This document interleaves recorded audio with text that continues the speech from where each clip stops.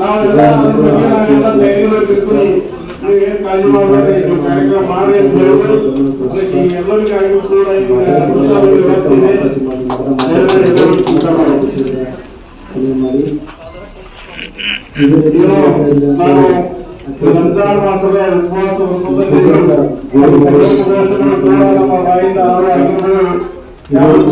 ಮಾಸದ ಉಪವಾಸ ಈ ಮತದಾನ ಎಲ್ಲರ ಜಾತಿ ಮತ ಯಾವೆಲ್ಲ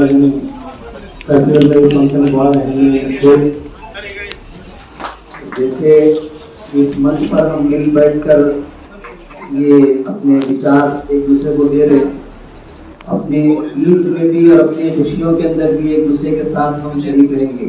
मैं ये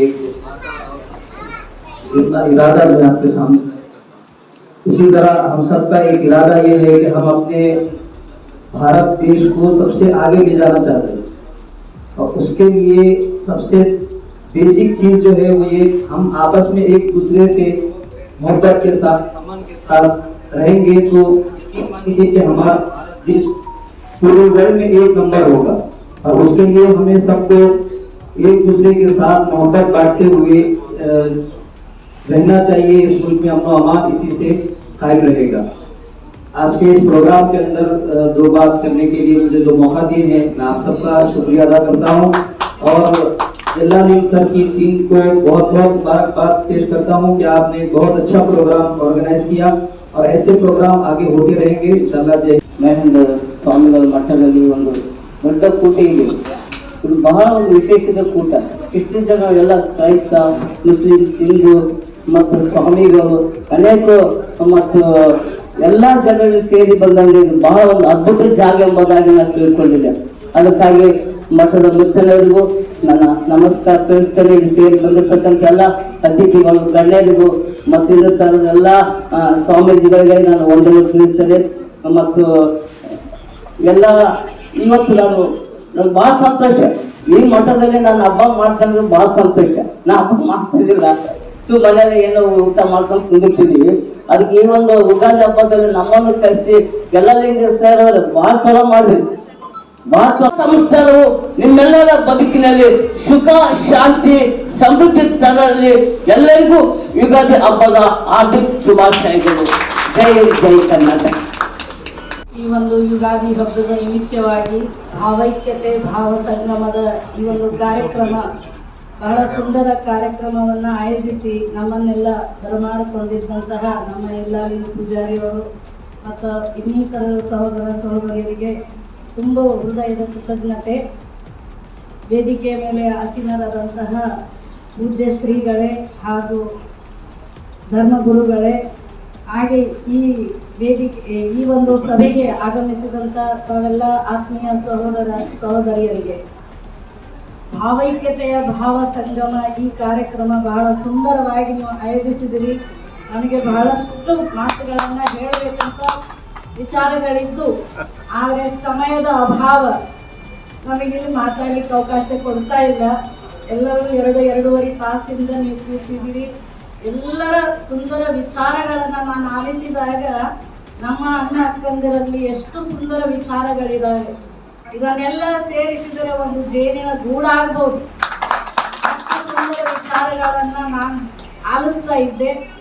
ನನಗನ್ನಿಸ್ತದೆ ನಮ್ಮ ಭಾರತ ಆಧ್ಯಾತ್ಮಿಕ ವಿಶ್ವಗುರು ಇದೆ. ಇಡೀ ವಿಶ್ವಕ್ಕೆ ಇದು ಭಾರತ ವಿಶ್ವಗುರು ಆಗಿದೆ. ಈ ಒಂದು ಮಾತುಗಳು ಇನ್ನೂ ಹೇಳಬೇಕಂತಿತ್ತು. ಒಂದು ಮಾತು ನನಗೇನು ಅಂದರೆ, ಯಾವಾಗಾದರೂ ಯಾರಿಗಾದರೂ ಆಕ್ಸಿಡೆಂಟ್ ಆಯಿತು ಅಂದರೆ, ರಕ್ತದ ಅಭಾವ ಬಂದಾಗ ನಾವು ಯಾವ ಬ್ಲಡ್ ಗ್ರೂಪ್ ಕೇಳ್ತೀವಿ, ಯಾವ ಧರ್ಮದ ರಕ್ತ ಅಂತ ಕೇಳಲ್ಲ. ಯಾಕೆ? ರಕ್ತ ಯಾವ್ದು ಬೇಕು? ಓ ಗ್ರೂಪ್ ಬೇಕು, ಬಿ ಗ್ರೂಪ್ ಬೇಕು, ಎ ಗ್ರೂಪ್ ಬೇಕು ಅಂತ ಕೇಳ್ತೀವಿ ವಿನಃ ಯಾವ ಧರ್ಮದ ಬೇಕು ಅಂತ ಕೇಳಲ್ಲ.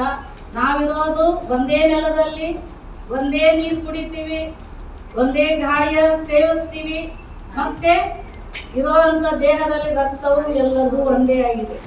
ಯಾವ್ದು ಹಸಿರು, ಬಿಳಿ, ಕೆಂಪು ಇಲ್ಲ, ಒಂದೇ ಕಲರ್ ಇದೆ ಅಂದ್ರೆ ರಕ್ತ ಕೆಂಪಾಗೇ ಇದೆ.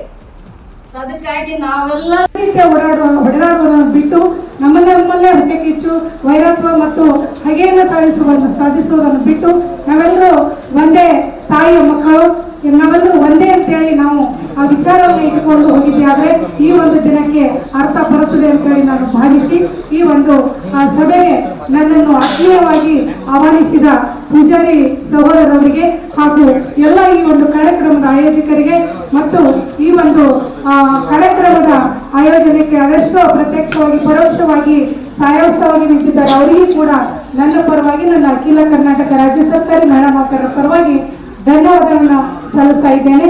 ಈಗ ಈ ಒಂದು ಕಾರ್ಯಕ್ರಮ ನಮ್ಮ ವೇದಿಕೆ ಮೇಲೆ ಕೊಟ್ಟಂತ ಎಲ್ಲ ಧರ್ಮದ ಗುರುಗಳೇ ಮತ್ತು ಈ ಸಮಾರಂಭದೊಳಗೆ ಪಾಲ್ಗೊಂಡಿರುವಂತ ಸಮಸ್ತ ಮಹಾಜನರೇ, ತಾಯಂದಿರೇ, ವಿಶೇಷವಾಗಿ ಕಾರ್ಯಕ್ರಮವನ್ನು ಆಯೋಜನೆ ಮಾಡಿರುವಂತ ನಮ್ಮೆಲ್ಲರ ಪ್ರೀತಿಯ ಭಕ್ತರಾಗಿರುವಂತ ನಮ್ಮವರಾಗಿರುವಂತ ಎಲ್ಲ ನಿಮ್ಮ ಪೂಜಾರಿ ಅವರೇ, ಹಾಗೂ ಈ ಸಮಾರಂಭದೊಳಗೆ ಪಾಲ್ಗೊಂಡಿರುವಂತ ಸಮಸ್ತ ಮಹಾಜನರೇ, ತಾಯಂದಿರೇ, ತಮ್ಮೆಲ್ಲರೇ ಶರಣು ಶರಣಾರ್ಥಿಗಳು. ಈಗಾಗಲೇ ಸಮಯ ಬಹಳಷ್ಟು ಆಗ್ಯದ. ಯಾಕಾಗ್ಯದ? ನಂದಿಂದ ಆಗ್ಯದ. ಯಾಕಂದ್ರೆ ಬೆಳಗ್ಗೆ 9:15 ಇಲ್ಲಿ ಒಂದು ಕಾರ್ಯಕ್ರಮ ಉದ್ಘಾಟನೆ ಮಾಡಿ, ನಾನು ನೀರಿಂದ ಪ್ಲಾಂಟ್ ಉದ್ಘಾಟನೆ ಮಾಡಿ ಶೇಷಗಿರಿ ವಾಡಿ ಅಲ್ಲಿ ಒಂದು ಮಹತ್ವದ ಅಡಿಗರ ಸಮಾರಂಭ, ಕರ್ಜಿಯೊಳಗ ಕಾರ್ಯಕ್ರಮ, ಅದಾದ್ಮೇಲೆ ಅಫಜಲ್ಪುರದ ಒಂದು ಕಾರ್ಯಕ್ರಮ ಮುಗಿಸೋಣ, ನಾನು ಬರಾಕ್ ಲೇಟ್ ಇದೆ. ಇನ್ನೂ ಕೂಡ ಇಲ್ಲಿ ನಮ್ಮ ಚವ್ಹಾಣ್ ಒಂದು ಕಾರ್ಯಕ್ರಮ ಇದೆ, ಬೆಟಗೇರಿಗಳ ಕಾರ್ಯಕ್ರಮ, ನಂದರಿಗಳ ಕಾರ್ಯಕ್ರಮದ 5 ಗಂಟೆಗೆ ಮತ್ತೆ 5ಕ್ಕೆ ಇದೆ. ಇಕ್ಕಳಿಗೊಳಗ ಇವತ್ತು ಜಾತ್ರಾ ಮಹೋತ್ಸವ ತೇರು ಕಾರ್ಯಕ್ರಮ, ಅದಾದ್ಮೇಲೆ ಸಾಯಂಕಾಲ 7 ಗಂಟೆಗೆ ಶರಣ ಬಸವೇಶ್ವರ ಗುಡಿಯಾಗ ಬಾವುಮೆಯ ಗೊತ್ತದ 7 ಗಂಟೆ ಕಾರ್ಯಕ್ರಮ. ಅದಾದ ಮುಗಿಸ್ಕೊಂಡು 9:00 ನೀಲೂರದೊಳಗ ಒಂದು ಧ್ವನಿ ಬಿಡುಗಡೆ ಸಮಾರಂಭದ ನೀಲೂರು ನಿಂದಕ್ಕನ, ಅದು ಮುಗಿಸ್ಕೊಂಡು 10 ಗಂಟೆಗೆ ನಾನು ಚಿಕ್ಕಹಳ್ಳಿಗಳಿಗೆ ಹೋಗ್ಬೇಕು. ಇಷ್ಟು ಕಾರ್ಯಕ್ರಮ ಒತ್ತಡದಿದ್ರು ಕೂಡ ನಾನು ಯಾಕೆ ಈ ಒಂದು ಕಾರ್ಯಕ್ರಮಕ್ಕೆ ಒಂದು ಅರ್ಧ ತಾಸು ಟೈಮ್ ಯಾಕೆ ಕೊಟ್ಟಿದ್ರೆ, ನಾವು ಎಲ್ಲರಿಂದ ನಮ್ಮ ಒಂದು ಇವತ್ತು ನಾವು ಕೊಟ್ಟಿದ್ದೇನೆ. ಬಹಳ ಒಳ್ಳೆಯ ಹುಡುಗ, ಎಲ್ಲರನ್ನ ಬಹಳ ಪ್ರೀತಿ ಮಾಡುವಂತ ಕಾರ್ಯಕ್ರಮದೊಳಗೆ ನಾನು ಪಾಲ್ಗೊಂಡಿದ್ದು ಕೂಡ ನಾನು ಬಹಳ ಸಂತೋಷದ. ನಿಜವಾಗಿ ಕೂಡ ನಮ್ಮ ಭಾಗದೊಳಗ, ನಮ್ಮ ಈ ನಮ್ಮ ರಾಜ್ಯದೊಳಗ ಜಿಲ್ಲೆಯೊಳಗ ಯಾವ್ದಾದ್ರು ಊರ ಭಾವ್ಯಕತೆಯ ತವರ ಮನಿ ಅಂತಂದ್ರೆ ಅದು ಅಫಜಲ್ಪುರ ಹೊರತಾಗಿ ಮತ್ತೆ ಯಾವ್ದು ಕೂಡ ಇಲ್ಲ ತಂದ್ರೂ ಕೂಡ ತಪ್ಪಾಗುದಿಲ್ಲ. ಜೀವನದೊಳಗೆ ಏನೂ ಇಲ್ಲ. ಅನಿತ್ಯಾಣಿ ಶರೀರಾಣಿ ವಿಭೋ ನೈವ ಶಾಶ್ವತಃ.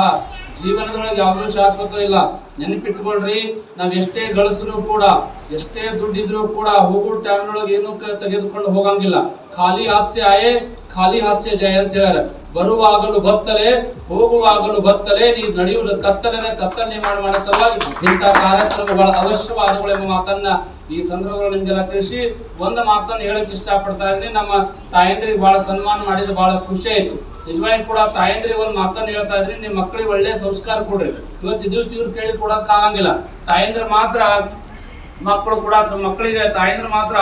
ಮಕ್ಕಳಿಗೆ ಒಂದು ಸಂಸ್ಕಾರ ಕೊಡುವಂತ ಶಕ್ತಿ ಸಾಮರ್ಥ್ಯ ಭಗವಂತ ಕೊಟ್ಟಿದ್ದಾನೆ. ನಿಜವಾಗಿ ಕೂಡ ಒಂದು ಕೊನೆಯದಾಗಿ ನೆನ್ಪಿಟ್ಕೊಳ್ರಿ ಎಲ್ಲರೂ, 3 ತರ ಅನ್ನ ಇರ್ತಾವ. 3 ತರ. ಒಂದು ಬಿಸಿ ಅನ್ನ, ಎರಡನೇದು ಆರಿದನ್ನ, ಮೂರನೇದು ತಂಗಳನ್ನ ಅಂತ ಇರ್ತಾವ. ಬಿಸಿ ಅನ್ನ ಅಂತ ಎದಕ್ಕಂತಾರ? ಯಾರು ಸ್ವಂತ ದುಡ್ದು ಊಟ ಮಾಡ್ತಾರ ಅದು ಬಿಸಿ ಅನ್ನ ಊಟ ಮಾಡಬಾರ್ದು. ಯಾರು ತಂದೆ ತಾಯಿಯಿಂದ ಗಳಿಸಿರುವಂಥದ್ದು ಅದನ್ನ ತೆಗೆದುಕೊಂಡು ಯಾರು ಊಟ ಮಾಡ್ತಾರ ಅದು ಆರಿದನ್ನಿದ್ದಂಗೆ. ಯಾರು ಹೆಂಡತಿಗ ಹೊಲಕ್ಕೆ ಕಳಿಸಿ ಆ ಹೆಣ್ಮಗಳು ದುಡ್ಡು ತಂದಂಥದ್ದು ಯಾರು ಊಟ ಮಾಡ್ತಾರೋ ತಂಗಳನ್ನು ಊಟ ಮಾಡೋಣ. ಅದನ್ನ ಅರ್ಥ ಮಾಡ್ಕೊಂಡು ನಾವು ಜೀವನವನ್ನು ಸಾಗಿಸೋಣ, ಕಾಯಕದಿಂದ ಬದುಕೋಣ. ಎಲ್ಲರೂ ಇವತ್ತಿನ ದಿವಸ ಎಷ್ಟು ಸಾಧ್ಯ ಅಷ್ಟು ಎಲ್ಲರನ್ನ ಪ್ರೀತಿ ಮಾಡೋಣ. ನೋಡಿ, ನೆನ್ಪಿಟ್ಕೊಡ್ರಿ, ಜಗತ್ತಿನೊಳಗೆ ಎಲ್ಲಾ ಪ್ರಾಣಿ ಪಕ್ಷಿಗಳದಾವ. ಅವು ಪುರಾಣ ಅದ, ಅವಕ್ಕೆ ಏನು ಭಗವದ್ಗೀತೆ ಅದ, ಅವಕ್ಕೆ ಪುರಾಣ ಅದ, ಅವಕ್ಕೆ ಬೈಬಲ್ ಅದ, ಏನದ ಅಂತ ಅವಕ್ಕೆ ಏನೂ ಇಲ್ಲ. ಯಾಕಂದ್ರೆ ಅವ್ರು ಎಂದೂ ಕೂಡ ತಮ್ಮ ನೈತಿಕತೆಯನ್ನು ಕಳ್ಕೊಂಡಿಲ್ಲ. ಈ ಮನುಷ್ಯ ಪ್ರತಿನಿತ್ಯ ಕೂಡ ನೈತಿಕತೆಯನ್ನು ಕಳ್ಕೊತಾ ಇದ್ರೆ ಈ ಪುರಾಣ ಅದ, ಬೈಬಲ್ ಅದ. ಈ ಒಂದು ಒಳ್ಳೆಯ ದಾರಿಗೆ ಹೋಗೋ ಸಲುವಾಗಿ ಎಲ್ಲ ಜಗತ್ತಿನೊಳಗೆ ಇವೆಲ್ಲ ಸೃಷ್ಟಿ ಮಾಡಿದ್ದಾರೆ. ಆ ವಿಚಾರ ಇಟ್ಕೊಂಡು ನಾವು ಒಳ್ಳೆ ಕೆಲಸ ಮಾಡೋಣ. ಏನೇ ಎಲ್ಲಾ ಧರ್ಮಗಳ ಸಾರ ಒಂದೇ ಹೇಳ್ತದ, ಮಾನವ ಧರ್ಮಕ್ಕೆ ಜಯವಾಗಲಿ, ಧರ್ಮದಿಂದ ವಿಶ್ವಕ್ಕೆ ಶಾಂತಿ ಎಂಬ ಸಂದೇಶಗಳು ಯಾವತ್ತೂ ಕೂಡ ಹೇಳ್ತವೆ. ಕೊನೆಯದಾಗಿ ಒಂದು ಮಾತನ್ನು ಹೇಳ್ತಾ ಇದ್ದಾರೆ, ನಮ್ಮ ಎಲ್ಲಾಲಿಂಗ ಪೂಜಾರಿ ಅವರಿಗೆ ಒಳ್ಳೆಯ ಕಾರ್ಯಕ್ರಮವನ್ನು ಮಾಡಿದ್ದಾರೆ. ಇದೇ ರೀತಿ ಪ್ರತಿ ವರ್ಷ ಕೂಡ ಇಂಥ ಕಾರ್ಯಕ್ರಮ ಮಾಡುವ ಮುಖಾಂತರ ಒಳ್ಳೆಯ ದಾರಿಯ ದೀಪವಾಗುವಂತಹ ಕೆಲಸಗಳು ಆಗ್ಲಿ ಅವರಿಂದ ತಿಳಿಸಿ ನಾನು 2 ಮಾತಿಗೆ ವಿರಾಮ ಕೊಡ್ತಾ ಇದ್ದೀನಿ. ಶಾಂತಿ ಶಾಂತಿ ಶಾಂತಿ. ವೈಜ್ಞಾನಿಕವಾಗಿ ಬೆಳೆದಿದೆ ಅಂದಿರೋದ್ರ ಮಾತ್ರಕ್ಕೆ ಅದನ್ನು ನಾವು ಯಾವ ರೀತಿಯಾಗಿ ಬಳಸ್ಕೊಳ್ಬೇಕು ಅಂತಕ್ಕಂಥದ್ದು ನಮ್ಮ ಧರ್ಮ, ಅದು ಮಾನವ ಧರ್ಮ. ಅದಕ್ಕಾಗಿ ದಯವೇ ಧರ್ಮದ ಮೂಲ, ದಯವೇಲಾದಂತ ಧರ್ಮವಲ್ಲ ಅಂತಕ್ಕಂಥದ್ದು. ಅದಕ್ಕಾಗಿ ಮಾನವರನ್ನಾಗಿ ಬದುಕಬೇಕಾಗಿದೆ. ನೀವು ಏನಾದರೂ ಆಗು, ಮೊದಲು ಮಾನವನಾಗು. ಮಾನವೀಯತೆಯ ಧರ್ಮವನ್ನ ಇವತ್ತೆಲ್ಲಾ ಪ್ರಾಣಿಗಳಲ್ಲಿ ಶ್ರೇಷ್ಠವಾದಂಥದ್ದು ಯಾರಪ್ಪ ಅಂತಂದ್ರೆ ಮಾನವ ಅಂತ ಹೇಳಿ. ಆ ಮಾನವ ಭಗವಂತನೇ ಹೇಳ್ತಾ ಇದ್ದಾನೆ ಇಲ್ಲಿ. ಎಲ್ಲ ಈಗ ನಾವು ಹೇಳ್ತಾ ಇದ್ದೀವಿ, ದೇವರ ಆ ದೇವರ ಈ ದೇವರ ಆ ಗುರು ಈ ಎಲ್ಲ ಒಂದೇ. ಈಗ ಹೇಳ್ತಾರಲ್ಲ, ಸಬ್ಕಾ ಮಾಲೀಕ್ ಏಕ ಅಂತ ಹೇಳಿದ್ರು ನಮ್ಮ ಸಾಯಿಬಾಬಾ ಸಾಹೇಬರು, ಸಾಯಿಬಾಬಾ ಮಹಾರಾಜರು. ಅದೇ ರೀತಿಯಾಗಿ ಈಗ ಅವರವರ ಭಾವಕ್ಕೆ ಅವರವರ ತೆರನಾಗಿ ಇರುತ್ತೀನು ಶಿವೋಗಿ ಅಂತ ಹೇಳಿ, ಹರನ ಭಕ್ತರಿಗೆ ಹರನಾಗಿ, ಹರಿಯ ಭಕ್ತರಿಗೆ ಹರಿಯಾಗಿ, ಈ ರೀತಿಯಾಗಿ ರಾಮನ ಭಕ್ತರಿಗೆ ರಾಮನಾಗಿ, ಕೃಷ್ಣನ ಭಕ್ತರಿಗಾಗಿ ಕೃಷ್ಣನಾಗಿ, ಈ ರೀತಿ ನಾವು ನಮ್ಮ ಒಂದು ಏನು ಧರ್ಮಗಳಿದಾವೆ ಎಲ್ಲಾ ಧರ್ಮ ಒಂದೇ, ಮಾನವ ಧರ್ಮ ಅಂತಕ್ಕಂಥದ್ದು. ಆ ಧರ್ಮದ ಅಡಿಯಲ್ಲಿ ನಾವೆಲ್ಲ ಬದುಕಬೇಕಾಗಿದೆ. ಇಲ್ಲಿ ಏನಪ್ಪಾ ಅಂತ ಅನೇಕ ಧರ್ಮಗಳು ಹುಟ್ಕೊಂಡು ಆಚಾರ ವಿಚಾರಗಳ ಬದಲಿದಾವೆ. ನಾವೆಲ್ಲರೂ ಇರ್ತಕ್ಕಂಥ ನಮ್ಮ ಜೀವಿಸುವ ಒಂದು ಎಲ್ಲ ಪದ್ಧತಿಗಳು ಒಂದೇ ಆಗಿದ್ದಾವೆ. ಪ್ರತಿಯೊಬ್ಬರು ಈ ಒಂದು ಪಂಚಭೂತಗಳಿಂದ ಬರ್ತಕ್ಕಂಥ ಏನಿವತ್ತು ಅನ್ನ ನೀರಾಹಾರ ಅವಕ್ಕೆ ಕೂಡ ಇಲ್ಲ ಅಂದ್ರೆ ನಮ್ಗೆ ಯಾಕೆ ಇದು ನಮ್ಮಲ್ಲಿ ಈ ರೀತಿ ಸಂಘರ್ಷ ಬರಬಾರದು ಅಂತಕ್ಕಂಥದ್ದು. ನಮ್ಮಲ್ಲಿ ಈ ಮಾನವ ಧರ್ಮದ ಮೂಲವನ್ನು ತಿಳ್ಕೊಂಡು ನಾವೆಲ್ಲರೂ ಮಾನವರು, ನಾವೆಲ್ಲರೂ ಒಂದಂತಕ್ಕಂಥ ಭಾವನೆ ಯಾವಾಗ ನಮ್ಮ ಹತ್ರ ಬರ್ತದೆ ಅವಾಗ ನಾವೆಲ್ಲರೂ ನೆಮ್ಮದಿ ಜೀವನವನ್ನು ಸಾಗಿಸಲಿಕ್ಕೆ ಸಾಧ್ಯದ. ಅದೇ ರೀತಿಯಾಗಿ ಈ ಒಂದು ನಾವು ಈಗ ಈ ಮನುಷ್ಯನ ಜೀವನ ಅಲ್ಪ, ಇದು ಹುಟ್ಟು ಸಾವು ಅಂತಕ್ಕಂಥದ್ದಿದೆ. ಆದರೆ ದೇವರಿಗೆ ಹುಟ್ಟು ಸಾವು ಇಲ್ಲ. ಇವತ್ತು ನಮ್ಮ ಅಲ್ಲ ಆಗಿರ್ಬೋದು, ಯಾರೇ ಆಗಿರ್ಬೋದು, ಯೇಸು ಕ್ರಿಸ್ತ ಆಗಿರ್ಬೋದು, ಇವತ್ತು ಪುರಾಣ ಭಗವದ್ಗೀತೆ ಆಗಿರ್ಬೋದು, ಬೈಬಲ್ ಆಗಿರ್ಬೋದು, ಅನೇಕ ಧರ್ಮ ಗ್ರಂಥಗಳಲ್ಲವೇ. ಆ ಎಲ್ಲಾ ಧರ್ಮ ಗ್ರಂಥಗಳ ಸಾರ ಒಂದೇ. ನಾವೆಲ್ಲರೂ ಮಾನವೀಯತೆಯಿಂದ ಬಾಳೋಣ, ಮಾನವರು ಮಾನವರಾಗಿರೋಣ, ಮಾನವರು ಮಾನವರಿಗಾಗಿ ಜೀವಿಸೋಣ, ಮಾನವರ ಏಳಿಗೆಯನ್ನು ಬಯಸುವ, ಎಲ್ಲರಂತೆ ಎಲ್ಲರೂ ನಮ್ಮವರಂತೆ ಎಲ್ಲರೂ ನನ್ನಂತೆ ಅಂತ ಕಾಣುವ ಒಂದು ಮನೋಭಾವ ನಮ್ಮಲ್ಲಿ ಯಾವಾಗ ಬರ್ತದೆ ಅವಾಗ ಅದು ಭಾವೈಕ್ಯತೆಯ ಒಂದು ಭಾವ ಆಗ್ತದೆ, ಭಾವದ ಸಂಗಮ ಆಗ್ತದೆ.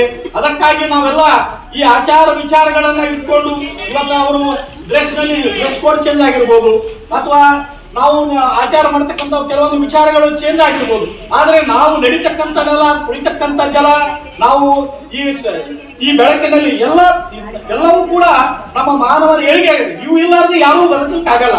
ಅದಕ್ಕಾಗಿ ತಿಳ್ಕೋಬೇಕು, ನಾವು ಮಾನವರಾದವರು ಈ ಭೂಮಿಯ ಪಂಚಭೂತಗಳ ಮೂಲಕ ನಾವು ಇದ್ದೀವಿ ಅಂದ್ಮೇಲೆ ಆ ಪಂಚಭೂತಗಳನ್ನ ಸಂರಕ್ಷಣೆ ಮಾಡತಕ್ಕಂಥದ್ದು, ಆ ಪಂಚಭೂತಗಳಲ್ಲಿ ನಾವು ಲೀನವಾಗ್ತಕ್ಕಂಥ ಮಾನವ ಇದು ಕೂಡ ಇದೆ. ಇದು ನಶಿಸಿ ಹೋಗ್ತಕ್ಕಂಥದ್ದು. ನಾವು ಇರುವವರೆಗೆ ನಮಗೆ ಏನು ದೇವರ ಒಂದು ಆಯುಷ್ಯ ಕೊಟ್ಟಿದ್ದಾನೆ, ಏನು ಒಂದು ನಮಗೆ ಶಕ್ತಿ ಕೊಟ್ಟಿದ್ದಾನೆ, ಅದನ್ನ ನಾವು ಈ ಎಲ್ಲ ಪಂಚಭೂತಗಳನ್ನ ಉಳಿಸಿ ಮುಂದಿನ ಪೀಳಿಗೆಗೆ ಕೂಡ ಒಂದು ಒಳ್ಳೆಯ ಮಾರ್ಗದರ್ಶಕರಾಗಿ ಇರಬೇಕು ಅಂತಕ್ಕಂಥದ್ದು ಈ ಭಾವೈಕ್ಯತೆಯ ಉದ್ದೇಶವಾಗಿದೆ. ಕಾರಣ ನನಗೆ ಇಲ್ಲಿವರೆಗೆ ಅಂದ್ರೆ ಈ ಒಂದು ಭಾವೈಕ್ಯತೆ ವಿಚಾರದಲ್ಲಿ ಇದು ಬಹಳ ಗಾಢವಾದಂಥದ್ದು. ಎಲ್ಲ ನಮ್ಮ ಧರ್ಮಗುರುಗಳಿದ್ದಾರೆ. ನಾವೇನು ಅಷ್ಟೊಂದು ಪಂಡಿತರಲ್ಲ, ನಾವೇನು ಆರ್ಟ್ಸ್ ಓದೋರಲ್ಲ, ಬಿಕಾಮ್ ಓದೋರು, ಲೆಕ್ಕಪತ್ರದವರು. ಆದ್ರೆ ನಮಗೇನು ಅಷ್ಟೊಂದು ಈ ಒಂದು ಸಾಹಿತ್ಯದ ಬಗ್ಗೆ ಗೊತ್ತಿಲ್ಲ. ನನಗೇನೋ ಒಂದು ಅಲ್ಪ ವಿಷಯ ನನಗೆ ತಿಳಿತದೆ ಅಷ್ಟೇ. ನಾನು ಒಂದು ಚಿಂತನೆಯಿಂದ ನಾನು ಹೇಳ್ತಾ ಇದ್ದೀನಿ. ನಾನೇನು ಇದರಲ್ಲಿ ಸಾಹಿತ್ಯನೂ ಅಲ್ಲ, ಕವಿನೂ ಅಲ್ಲ. ಅದಕ್ಕಾಗಿ ದಯವಿಟ್ಟು ನನ್ನಲ್ಲಿ ಏನಾದರೂ ತಪ್ಪುಗಳಾದ್ರೆ ನಾವೆಲ್ಲರೂ ಕ್ಷಮಿಸಬೇಕು ಅಂತಕ್ಕಂಥದ್ದನ್ನ ಹೇಳಿ ನಾನು ಮಾತೊಂದಿದ್ದೀನಿ. ಜೈ ಕರ್ನಾಟಕ. ಆಗ ನಮ್ಮ ಸಂಸ್ಕೃತವನ್ನು ನಾವೆಲ್ಲರೂ ಒಳ್ಳೆಯ ರೀತಿಯಿಂದ ಕಾಣಿಕೊಂಡು ನಾವೆಲ್ಲರೂ ಏನದ ನಮ್ಮ ಧರ್ಮಗಳನ್ನು ಕಾಪಾಡಿಕೊಂಡು ಎಚ್ಚೆತ್ತುಕೊಂಡು ನಾವೆಲ್ಲರೂ ಕೂಡಿ ಇರೋಣ ಅಂತ ಹೇಳುತ್ತಾ ನನ್ನನ್ನು ಮಾತನಾಡಲು ಅವಕಾಶ ಮಾಡಿಕೊಟ್ಟಂತ ತಮ್ಮೆಲ್ಲರಿಗೂ ಜೈ ಹಿಂದ್ ಜೈ ಕಾರ್ಯಕ್ರಮವನ್ನು ಹಮ್ಮಿಕೊಳ್ಳಲಾಗಿದ್ದು ಇವತ್ತು ನನಗೆ ಬಹಳ ಸಂತೋಷ ಅನಿಸ್ತಾ ಇದೆ. ಎಲ್ಲ ಧರ್ಮದ ಗುರುಗಳು ಒಂದೇ ವೇದಿಕೆ ಮೇಲೆ ಆಸೀನರಾದಂಥದ್ದು ಇಲ್ಲಿ ನಿಜವಾಗಿಯೂ ಕೂಡ ಭಾವೈಕ್ಯತೆ ಈ ಮಠದಲ್ಲಿ ಉಟ್ಕೊಂಡಿದೆ ಅಂತಕ್ಕಂಥ ಒಂದು ಸಂತೋಷದಾಯಕ ವಿಷಯವಾಗಿದ್ದು ಇವತ್ತು ಇನ್ನೇಗ ಯಾರೋ ಸಹೋದರಿಯರು ಹೇಳಿದ್ರು, ನಾವೆಲ್ಲ ಭಾರತೀಯರೆಂಬ ಭಾವ ಮೂಡಲಿ, ಒಂದೇ ಬಳ್ಳಿಯ ಹೂಗಳಂತೆ ನಾವಿರಲಿ ಅಂತಕ್ಕಂಥದ್ದು. ಹಾಗಾಗಿ ಇಲ್ಲೆಲ್ಲ ಭಾರತ ದೇಶದಲ್ಲಿ ವಿವಿಧತೆಯಿಂದ ಕೂಡಿದಂತ ದೇಶ, ಭಾರತ ದೇಶ ಭಾವೈಕ್ಯತೆಯಿಂದ ಕೂಡಿದಂತ ದೇಶ, ಭಾರತ ದೇಶ ಜಾತ್ಯತೀತ ದೇಶ ಅಂತಕ್ಕಂಥ ಹೆಸರುವಾಸಿಯಾದಂತ ಈ ದೇಶದಲ್ಲಿ ಇವತ್ತು ಈ ಭಾವೈಕ್ಯತೆ ಅಂತಕ್ಕಂಥದ್ದು ಎಲ್ಲಾ ಧರ್ಮೀಯ ಜನಾಂಗದವರೇನಪ್ಪ ನಾವೆಲ್ಲರೂ ಅಣ್ಣ ತಮ್ಮರಂತೆ ಬಾಳ್ಬೇಕಾದಂತದ್ದು ಕೂಡ ಏನಪ್ಪ ಇವತ್ತು ಬಹಳ ಅವಶ್ಯಕತೆ ಇದೆ. ಯಾಕಂದ್ರೆ ಇವತ್ತು ಪ್ರಸ್ತುತ ದಿನಮಾನಗಳಲ್ಲಿ ಇಲ್ಲೆಲ್ಲರೂ ಏನಂದ್ರೆ ಆ ಧರ್ಮ ಈ ಧರ್ಮ ಅಂತಕ್ಕಂಥ ಸಾಕಷ್ಟು ಏನಂದ್ರೆ ಇಲ್ಲಿ ಏನಂದ್ರೆ ಹಗೆತನವನ್ನು ಹೆಚ್ಚಿಗಾಗಿದೆ. ಎಲ್ಲರೂ ಕೂಡ ವಿಚಾರವಂತರಾಗಿ ಈ ಕೋಮುವಾದಕ್ಕೆ ಇಲ್ಲಿಗೆ ಅದನ್ನು ಮುಕ್ತಾಯವಾಗಬೇಕು. ಆ ಮುಕ್ತಾಯವಾದ ಮೂಲಕ ನಮ್ಮ ಧರ್ಮವನ್ನು ಪ್ರೀತಿಸೋಣ. ಯಾವ ಧರ್ಮದ ಒಳ್ಳೆಯ ತತ್ವ ಸಿದ್ಧಾಂತ ಆಚಾರ ವಿಚಾರಗಳಿರ್ತಾವೋ ಆ ವಿಚಾರಗಳನ್ನು ನಾವು ಮೈಗೂಡಿಸಿಕೊಂಡು ಆ ಒಂದು ದೇಶದ ಅಭಿವೃದ್ಧಿಯಲ್ಲೂ ಕೂಡ ನಾವೆಲ್ಲರೂ ಕೂಡ ತಾಯಿ ಭಾರತಾಂಬೆಯ ಮಕ್ಕಳಾಗಿ ಒಂದೇ ತಾಯಿಯ ಮಕ್ಕಳಂತೆ ಬಾಳಿ ಬದುಕೋಣ ಅಂತ ಈ ಸಂದರ್ಭದಲ್ಲಿ ಹೇಳುತ್ತಾ ನನಗೆ ಮಾತನಾಡಲಿಕ್ಕೆ ಅವಕಾಶ ಮಾಡಿಕೊಟ್ಟಿರ್ತಕ್ಕಂಥ ತಮ್ಮೆಲ್ಲರಿಗೂ ಒಂದಿಷ್ಟು ನನ್ನ 2 ಮಾತುಗಳಿಗೆ ವಿರಾಮ ನೀಡುತ್ತೇನೆ. ವಿಚಾರಗಳೆಲ್ಲ